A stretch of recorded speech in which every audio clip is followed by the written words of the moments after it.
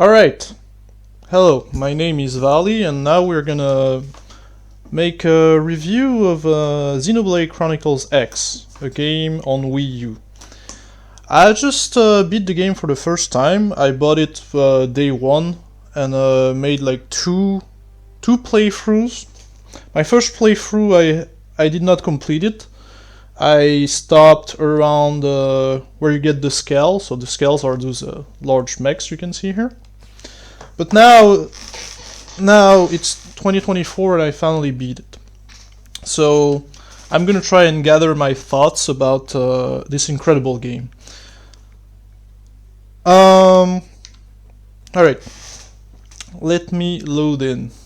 So that game has been made by Monolith Software, and it's the second game into the Xenoblade saga. Alright. So, what is this game? It's a Japanese action RPG, and its mechanics are centered around exploration, combat, and a very, very, very large and expensive world. That, like, the scale of that game is hard to believe. This game is as large as Breath of the Wild. It came out in 2015 on the Wii U, so it's really, really impressive what they've been able to achieve.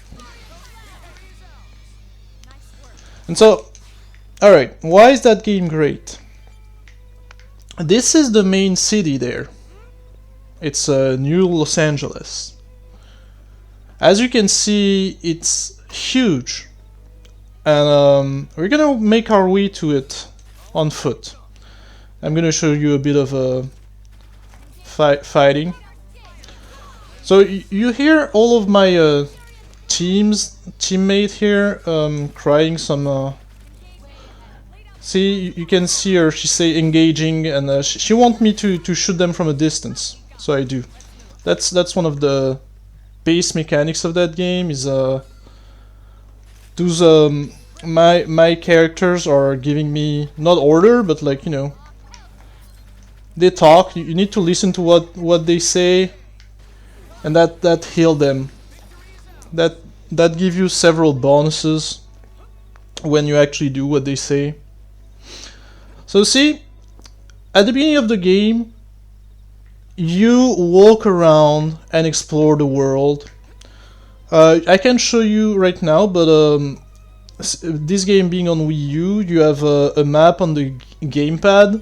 By the way, you can go everywhere. See that mountain there? You can climb up it and everything. So this map is humongous, and you for the first few hours, like let's say 10, 15, or maybe even 20 hours, that's your only mode of transportation. You can teleport, but when you like, see, this is a teleport point there. You can teleport pretty much anywhere on the map that you explored, but this is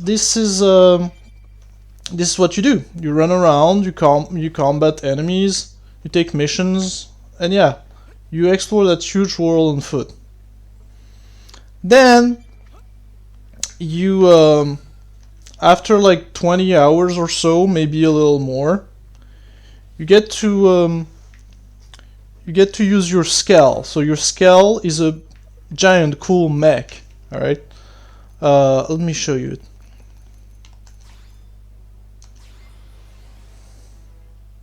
So now that you made your way, you're getting aggroed by monsters, you're making very slow progress, but then the game lets you ride your skull. So now you're seeing a sense of like different scale. This is what the game looked like. Look, can you see how huge that little monster is? Can you see how humongous that Diplodocus looking thing is? I mean, it's huge. Let me walk up to it so you can see. See this thing? See how large and gigantic this thing is? Lindy, what have you done? Okay, fine. And now the game that they show you that scales are a thing right at the beginning, but you can't pilot one. And then you get to explore and move way faster. Like the scale is completely different. See? And then at some point way later in the game you can even fly it. So like the exploration changed a lot. See, like if I'm on foot to go up that waterfall, I need to go take a 30 minute hike down that path, and then I have to climb up there, get aggro by a shit ton of monsters, cross that bridge. Like those are level 40 monsters. These are really dangerous at the beginning of the game. They might one-shot you, and then you go up all the way up here. Of course you get checkpoint with those teleportation things, but this is the way you have to go. But now that you have a scale, you can just fly up there. Like this, the sense of exploration is what really, what Monolith Software really nailed for that game. It's the planet, it's the exploration. See, you can just go about anywhere. And that game came out in 2015, the same year The Witcher 3 came out. So there's a lot of problem with that game concerning the pacing of especially the beginning of the game. The pacing is really slow. It's better, like the later half of the game is really way better. But like the cinematics are really slow. The characters are talking slowly in a very static, emotionless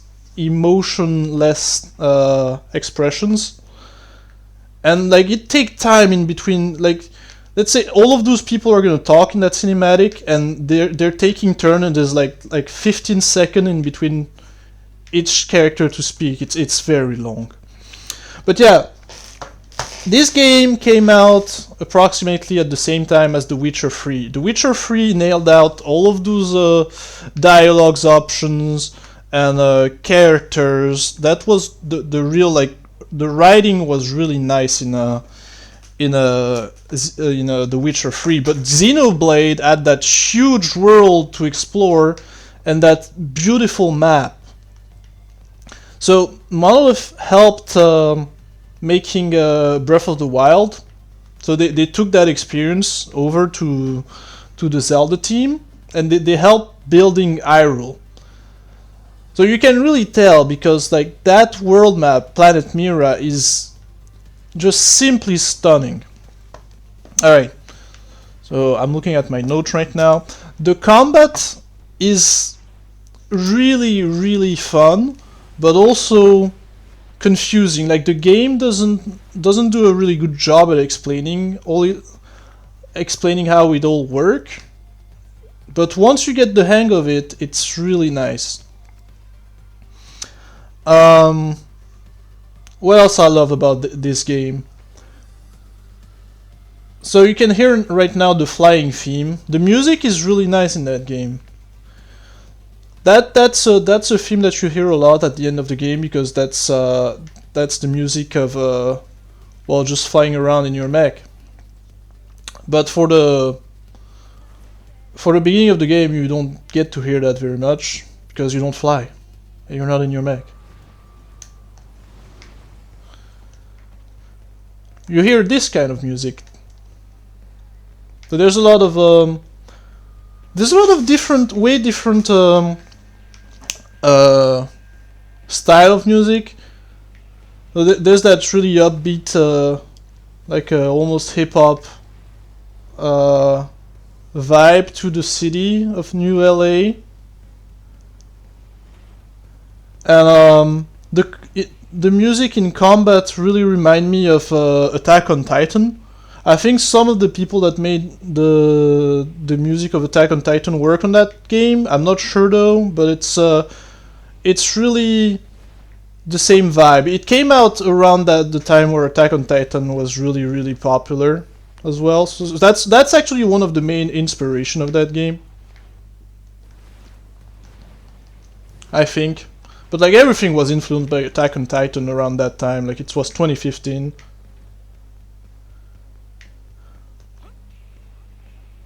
So yeah, there's a lot of rock. There's some hip hop. There's a lot of different kind of music in that game.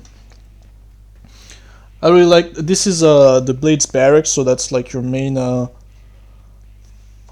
base of operation.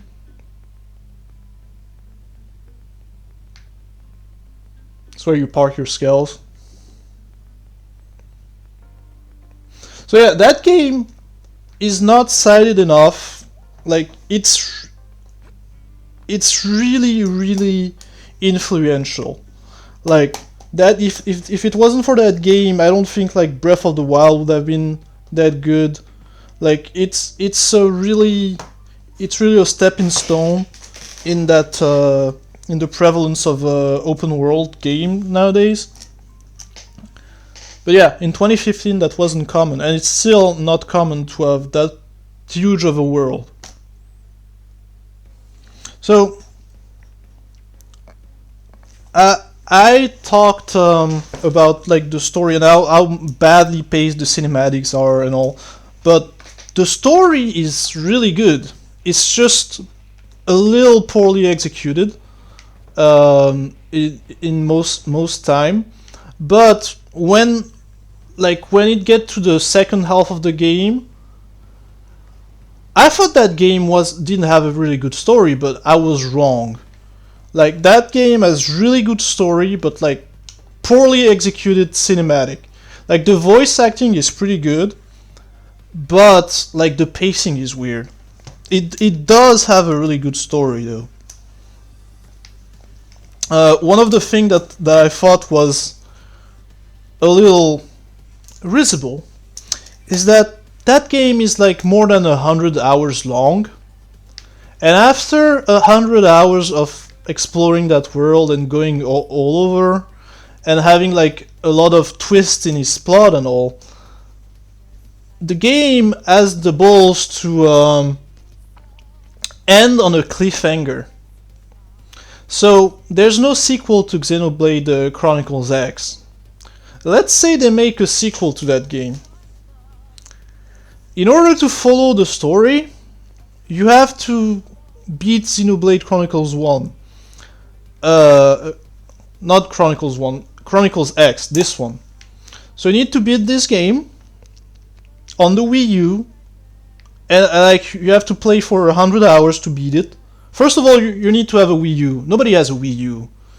This system was a complete failure when it comes to sell. I really like that system, but nobody bought it. And so you have to track down a Wii U and then play for 100 hours to maybe understand the scenario of the second game. That's outrageous. But whatever. I like the story either way. Yeah, so I can show you the class system, or maybe just go into combat. Oh yeah, we're gonna fight those what's this, like a salamander or a crocodile? Okay, so you can see my arts here. So if you play Xenoblade 1, 2, or 3, you see that, right? So my character has two weapons. So I have twin pistols here. I kind of love those. They kind of look like Halo Covenant guns. Of course, I just swam into the water. This is pathetic.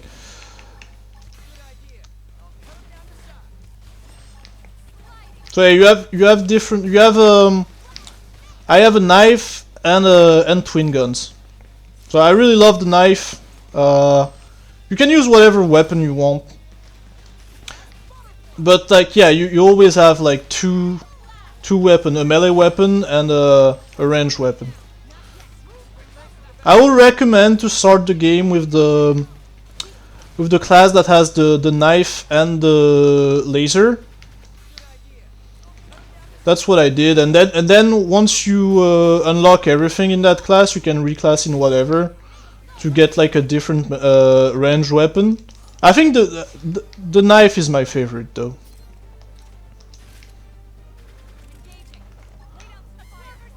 So one of the thing, the UI is not. This is a very complex and very poorly explained game.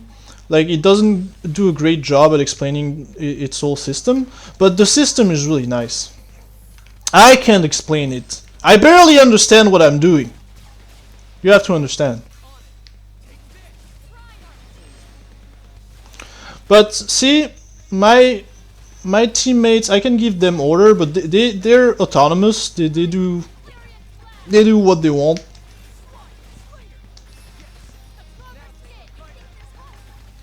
If you end up playing that game, after chapter 5, there's a mechanics that is introduced called overdrive. I'm gonna demonstrate that in a second.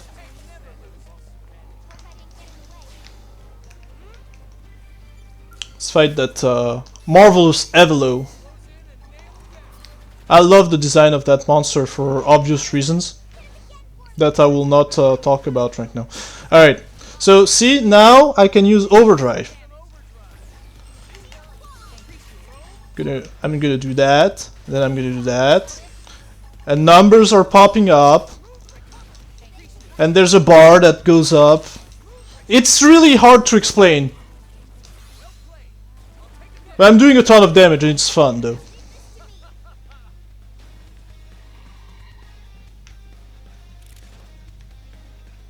So this is on foot combat. Of course you can also use your scale to fight. And that's the same thing. See, I defeated those enemies pretty quickly.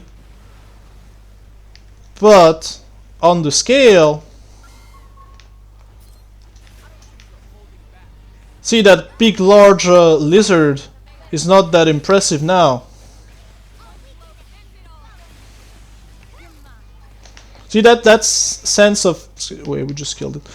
That's that sense of scale I was talking about. I wonder if I can kill this. What? Let's try.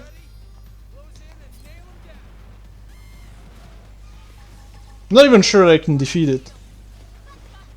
I'm gonna try anyway.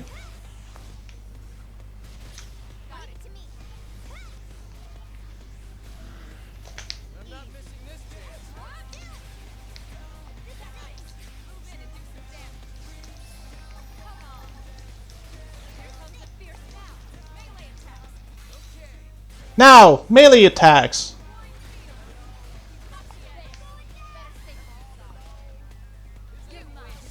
Oh, Jesus. Abandon ship! I'm just skedaddling out of there. So yeah, that game was really it had a lot of potential. That it reached a lot of its potential, but it was really impressive for the time. And yeah, I would like to see a sequel. So it's really a game that I love. What I love about it also is the overall like sci-fi aesthetic. Like, look at this mech flying around. Oh, it's just gorgeous. But one of the other like artistic influence that I can see is Avatar, like the movie Avatar. I'm not a fan of Avatar, but it obviously took a big part of influence. Like, it influenced that game a lot. Like, you know, you're going on a new planet to colonize it and all. It was really popular at the time. And yeah, Gundam and, you know, some mech things. Who knows? But yeah, there was also a multiplayer element to that game, but unfortunately, the Wii U servers have been shut down. Anyway, that's a game that I feel a lot of nostalgia for, and yeah, I would really like a sequel or a remake or something. Either way, if Nintendo end up making a remake of that, I'm not putting another 100 hours into it. All right. Well, I think I said everything I wanted to say about that game in a very uncohesive and all over the place way. But that's also what I think about that game. It's really great. It's all over the place. But if like when it really has ups and downs, and when it's up, it's like sky high, and sometimes it's a little down. I'll admit that. But yeah, I think it's gonna be the end of that video. Thank you for listening to me ranting and rambling. Bye.